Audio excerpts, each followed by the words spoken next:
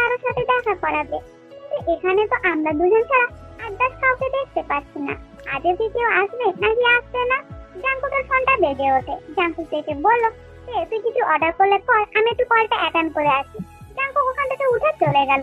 সামনেই ফোনে কথা বলছিল, সে বসে বসে দেখতে পাচ্ছিল। আয়ু এসে জাঙ্কুকে জড়িয়ে ধরলো। জাঙ্কুক ফোনটা পকেটে ভরে আয়ুকে জড়িয়ে ধরলো। সে তো এটা মোটেই ভালো লাগলো না। সে তো এটা দেখার জন্য মোটেই প্রস্তুত ছিল না। এতক্ষণ ধরে সে বসেছিল, কিন্তু ওদের দুজনকে একসাথে হাত করতে দেখে সে দাঁড়িয়ে পড়লো আর বলল, ও তার মানে ভাইয়া আয়ুর সাথে দেখা করানোর জন্য আমাকে এখানে দিচ্ছে। তার মানে আয়ু ভাইয়ার গার্লফ্রেন্ড। এতদিন আমি বিদেশে থেকে যেটা শুনেছি সেটাই সত্যি, একদম মিথ্যে ছিল না। ও বাহ, ভালো ভাইয়া, তুমি একটা বারও আমার কথা ভাবলে না। তুমি এতটা পাষাণ হয়ে যাবে আমি ভাবতে পারিনি ভাইয়া। আই হেট ইউ ভাইয়া, আই হেট ইউ। সে ওখান থেকে নিজের ব্যাগ নিয়ে কান্না করতে করতে বেরিয়ে গেল গাড়ি নিয়ে বাড়ির উদ্দেশ্যে। এইদিকে জাঙ্কুক আর আয়ু রেস্টুরেন্টের ভিতরে ঢুকে দেখে কিনা সে নেই। কি ব্যাপার, তুই তো এখানেই বসেছিল। জাঙ্কুক, তুই কি এখানে বসেছিল, তুই শিওর? আরে হ্যাঁ, আমরা একসাথে এখানেই বসেছিলাম। আমি তোকে আনতে গেলাম তখন থেকে তো এখানেই বসেছিল, কিন্তু এখন কি উধাও হয়ে গেল? আয়ু, মজা করিস না, যে মনে হয় ওয়াশরুমে গেছে, আমি এখনই কল করছি। একে জাঙ্কুক কল দেয়, কিন্তু যে ফোনটা রিসিভ করছে না। জাঙ্কুকের কল দেখে যেন আরো কান্না করতে লাগলো। আই হেট ইউ ভাইয়া, আই হেট ইউ। আমি তোমাকে অনেক ঘৃণা করি। তুমি আমার জন্য একদম পারফেক্ট না, তুমি পচা, তুমি অনেক খারাপ, অনেক খারাপ ভাইয়া। জাঙ্কুক, কি হলো, ফোন রিসিভ করছে না? না, ফোনটা রিসিভ করছে না। আমি একটু বাইরে থেকে আসছি বস। জাঙ্কুক বাইরে বেরিয়ে দেখে গাড়ি নেই। গাড়ি নেই? সে কি গাড়ি নিয়ে গেল? সে কি কিছু হয়েছে? বাড়িতে কারো কিছু হয়নি তো? সে হট করে গাড়ি নিয়ে বেরিয়ে গেল আমাকে কিছু না বলে। কি ব্যাপার? কি রে জাঙ্কুক, আমাকে এখানে বসিয়ে রাখবি? টেকে পেলি? না, আমি টেকে পেলাম না। আয়ু, আমি বলছি কি, পরে একদিনকে দেখা করবো। হ্যাঁ, আমি এখন বাড়ি যাই। আচ্ছা ঠিক আছে, টেকে পেলে আমাকে ফোন করিস। আচ্ছা ঠিক আছে, করবো। জাঙ্কুক ওখান থেকে একটা ট্যাক্সি নিয়ে বাড়ির উদ্দেশ্যে রওনা দিল। অফিসে ফোন করেছিল, অফিসে বলেছে তে ম্যাম এখানে আসেনি। তেও ফোন করছে, কিন্তু তে ফোনটা রিসিভ করছে না। তে বাড়িতে পৌঁছানোর পর বাসার ভিতরে ঢুকে দেখে কিনা জিমিন আর সুগা দুজন মিলেই চলে এসেছে হানিমুন থেকে। জিমিন তো তেকে দেখে দৌড়ে গিয়ে হাত করে বলল, তে তে তে, কেমন আছিস? অনেক মিস করেছি তোকে। আমি ভালো আছি, তুই কেমন আছিস? ভালো আছি। সুগা জিমিনের কাছে গিয়ে বলল, সে তো আমাদেরকে ভুলেই গেছে, একটা বারের জন্য কল করে। ভাইয়া, তুমি কি কল করেছো আমাকে? আচ্ছা ঠিক আছে, আমি না হয় করিনি, তুইও করিসনি। হিসাব বরাবর তোর জন্য অনেক কিছু জিনিস নিয়ে এসেছি। আর আমি শুনেছি তুই অফিসে যাবার পর নাকি খুব ভালো করে কাজ করছিস। এবার থেকে আমরা 3 ভাই বোনে ভালো করে কাজ করবো। না ভাইয়া, তুমি যখন চলে এসেছো আর আমার অফিসে যাবার দরকার নেই। কে বলেছে যাবার দরকার নেই? আর তোকে এরকম কেন লাগছে? দেখে মনে হচ্ছে কোনো জায়গা থেকে যুদ্ধ করে এলি। ভাইয়া, একটু ঠান্ডা লেগেছে তো, তাই এরকম লাগছে। এত ঠান্ডা লাগাচ্ছি বা কি করে? এদিকে জাঙ্কুক পেটে ফোনে না পেয়ে আরএম কে কল দেয়। আরএম ফোনটা রিসিভ করতেই জাঙ্কুক বলল, আব্বু, সে বাড়িতে গেছে? হ্যাঁ, সে বাড়িতে এসেছে। তুই এরকম করে কথা বলছিস কেন? কেন, সে কি তোকে বলে আসেনি? না না, বলে এসেছে, মানে আমি ওকে পাঠিয়েছিলাম তো, ঠিকঠাক ভাবে বাড়ি পৌঁছেছে কিনা তার জন্য খবর নিয়েছিলাম। হ্যাঁ, ও ঠিকঠাক ভাবে পৌঁছেছে।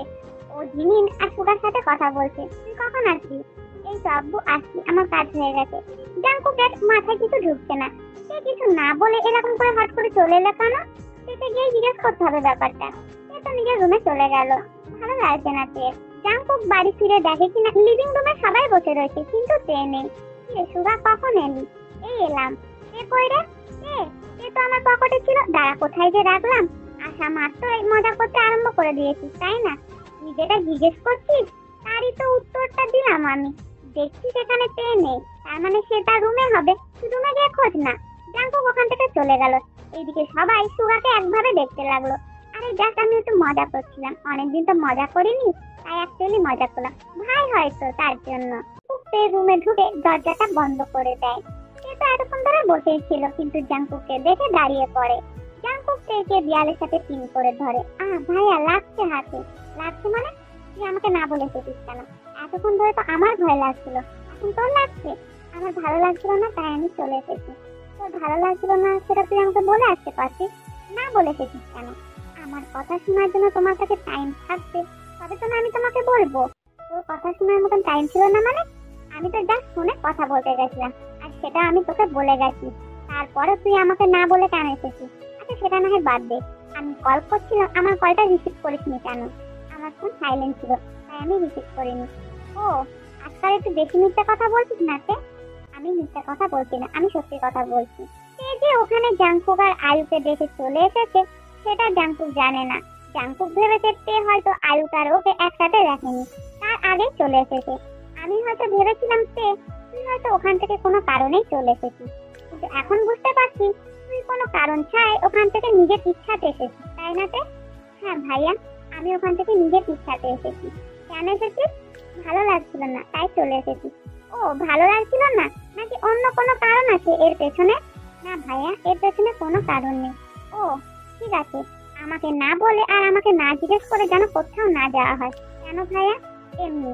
দ্বিতীয়বার যদি আমাকে না বলে কোথাও গেছিস না তাহলে কিন্তু জানে মেরে দেবো বলে দিচ্ছি। হ্যাঁ, জানে মেরে দাও না, এখনই মেরে দাও, এই মুহূর্তে মেরে দাও। তোমাকে বারণ কে করেছে? আমি যদি তোকে জানে মেরে দেবো তাহলে আমি কি নিয়ে বাঁচবো? আমি যে তোকে ছাড়া বাঁচতে পারবো না, আমি যে তোকে অনেক ভালোবাসি, অনেক অনেক, নিজের থেকেও বেশি।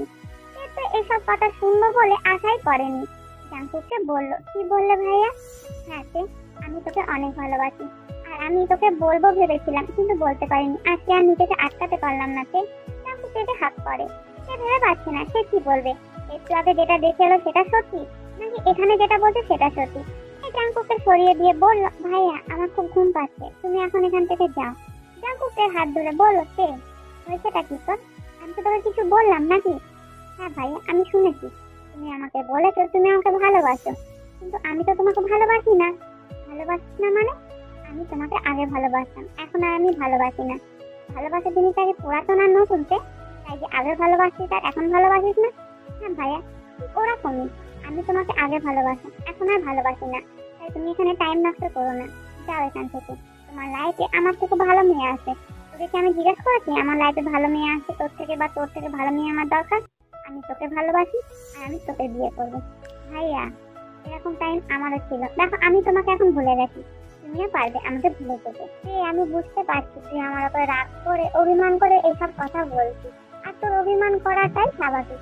তোর জায়গাতে যদি আমি থাকতাম তো আমিও হয়তো এভাবে অভিমান করতাম, বা এর থেকে বেশি। কিন্তু আমি তো সবকিছু ইচ্ছা করে করিনি। আমার যে তোকে অনেক কথা বলার আছে। ভাইয়া, আমার ভালো লাগছে না, আমার মাথা যন্ত্রণা করছে, আমি একটু ঘুমাতে চাই। তুমি কি এখান থেকে যাবে নাকি আমি চলে যাব? তুইও যাবি না, আমিও যাব না। তোকে যতক্ষণ না আমার পুরো কথা বলা হচ্ছে ততক্ষণ এই ঘর থেকে কেউ বেরোবো না, বুঝেছিস? ভাইয়া, আমি তো তোমার কথা শুনেছি, বললাম তো। কি কথা শুনেছিস তুই আমার? এই যে তুমি আমাকে ভালোবাসো, কিন্তু আমি তো তোমাকে ভালোবাসি না, বলো। আর ভালোবাসার জিনিসটা জোর করে যে পাওয়া যায় না, সেটা আমি তোমার কাছ থেকে শিখেছি ভাইয়া। এখন মনে হয় এটা তোমার শেখা উচিত। এটা বলে সে দরজা খুলে বাইরে চলে যায়। জাংকুক তো মাথায় হাত দিয়ে ভাবতে বসে পড়ে, এখনই তো রেগে আমি ছিলাম, ও আমাকে না বলে রেস্টুরেন্ট থেকে চলে এসেছে, কিন্তু রাগ ও এমন ভাবে আমাকে দেখাচ্ছে মনে হচ্ছে না আমি কিছু করেছি, কিন্তু আমি যে কি করেছি সেটা আমার নিজেরই মনে নেই। ওকে জিজ্ঞাসা করবো, কিন্তু ওই সুযোগটা ও আমাকে দিচ্ছে না। তুমি আমার কাছ থেকে যতই পালিয়ে বেড়াওতে, তোমাকে তো আমি আমার বানিয়েই ছাড়বো। তুমি শুধুই আমার, আর কারণ নয়, বুঝেছো? সিঁড়ি দিয়ে নামছে আর বলছে, এতদিন ধরে তো আমি ওনাকে প্রপোজ করেছি, উনি আমাকে রিজেক্ট করেছে, এখন আমি ওনাকে রিজেক্ট করলাম, আমাকে প্রপোজ কেন করলো? এর পেছনে কি কোনো বড় রহস্য আছে? রহস্য যাই থাকুক, একটাই তো, যে আমাকে কি করে কাঁদাবে, আমাকে কি করে কষ্ট দেবে, এটাই তো উনি করে এসেছে, আর এটাই তো করতে চায়। কিন্তু এইবারে আমি আর ফাঁসবো না ওনার ফাঁদে, না পা দেবো। রাত্রে সবাই ডিনার কমপ্লিট করার পর যে যার রুমে গিয়ে শুয়ে পড়েছে। এদিকে তে রাত্রে বই পড়ে ঘুমানোর অভ্যেস, ঘুমিয়ে গেছে। অর্ধেক রাত্রে তে হালকা চোখ খুলে দেখে পাশে জাংকুক শুয়ে রয়েছে। দূর, পচা স্বপ্নটা কোত্থেকে এলো তার নেই ঠিক, ভালো লাগে না, স্বপ্নতেও আমাকে জ্বালায়। সে ঘুমিয়ে গেল।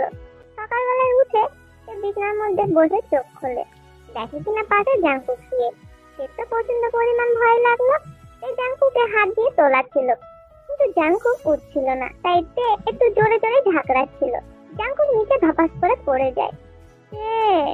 সকাল সকাল ঝাগড়া ঝাঁকড়ি কেন করছিস? নিচে কেন ফেলে দিলি আমায়? ভাইয়া ভাইয়া, তুমি এখানে কি করছো? তুমি কখন এলে? কেন? কাল রাত্রে। তুমি নিজের ঘরে সামনে কেন, আমার ঘরে কেন এসেছো? আমি তো জাস্ট তোকে দেখতে এসেছিলাম, তুই তো আমার হাত ধরে বললি আজকে এখানে থেকে যাও, তাই আমি আর গেলাম না। এর কিছু মনে পড়ছে না সে এই কথাটা কখন বললো। তার পড়েছে ভেবে দেখলো, হ্যাঁ এর মনে পড়েছে জাঙ্কুক তার সামনে দাঁড়িয়ে তার গালে হাত দিচ্ছিল। ওখান থেকে চলে যেতে গেলেই সে হাত ধরে বলে, এখানে শুয়ে পড়ো, যাওয়ার দরকার নেই। জাঙ্কুক ঠিক পাশে শুয়ে পড়ে। সে তখনই বলে, দূর উল্টো পাল্টা স্বপ্ন কোথা থেকে আসে। ঠিক তখনই জাঙ্কুক হাসছিল। ওটা আদৌ স্বপ্ন ছিল না সত্যি, সেটা তো আমাদের কেউ জানে না। সে মাথায় হাত দিয়ে বলল, আমি তো ঘুমের ঘরে বলছিলাম, তা বলে কি তোমাকে শুয়ে পড়তে হবে ভাইয়া? তুই বলেছিস আর আমি তোর কথা শুনবো না, এরকম তো হতে পারে না। আর আমার ভালো লাগছিল না আমার ঘরে গিয়ে শুতে, তাই তোর পাশে শুয়ে পড়েছি। এখন সত্য আমাকে ঘুমাতে দে।